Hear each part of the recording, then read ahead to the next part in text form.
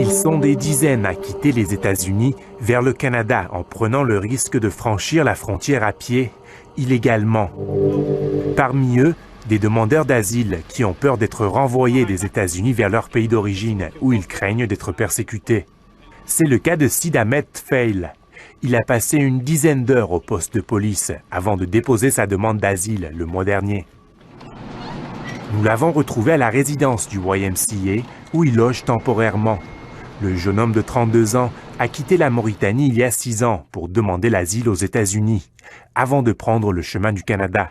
Ces procédures d'immigration prenaient trop de temps à New York et la situation politique ne jouait pas en sa faveur.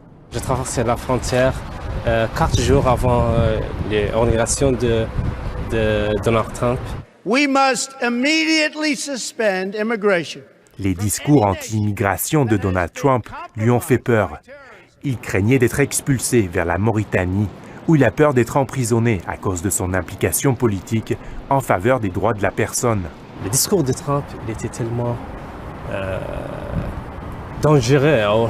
Je crois que c'est contre moi. Désormais, c'est à Montréal qu'il veut vivre et continuer ses études, qu'il poursuivait tant bien que mal entre 2 petits boulots à New York.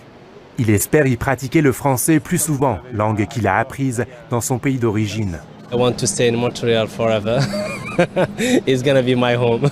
Il devra être patient. Les procédures d'immigration pour obtenir le statut de réfugié risquent de prendre des mois, voire des années, durant lesquelles il ne pourra voir son fils rester en Mauritanie. Financièrement, il a droit à une aide provisoire du gouvernement comme tous les demandeurs d'asile. Ça lui a permis de trouver un logement. Désormais, il va obtenir un permis de travail le plus tôt possible pour réaliser son rêve. Un jour viendra, je vais être un journaliste ici. Ici Bador Zabian, Radio-Canada, Montréal.